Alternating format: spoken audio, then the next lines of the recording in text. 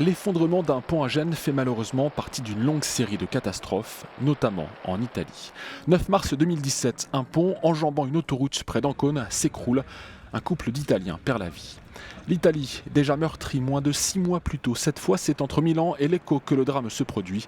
Un mort, l'agence chargée de cette autoroute avait pourtant demandé la fermeture de ce tronçon. Cette année, en mars 2018, Miami a également été le théâtre d'un effondrement. L'ouvrage n'était pas encore ouvert au public, mais il se situait lui aussi au-dessus d'une autoroute. 6 personnes perdent la vie. En janvier, c'est en Colombie que l'accident a lieu, sur un pont à 65 km de Bogota. Alors que des ouvriers travaillent sur la structure, celle-ci s'effondre. 10 hommes meurent et le bilan aurait pu être bien plus lourd. Des dizaines d'autres travailleurs étaient en pause à cet instant.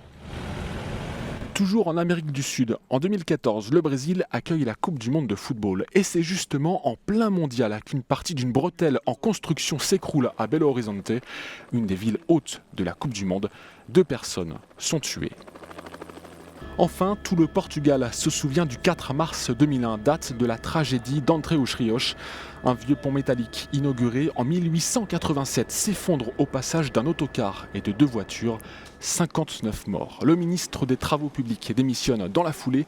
Un nouveau pont était réclamé depuis des mois par la population et le gouvernement avait pleinement conscience de la nécessité de le construire.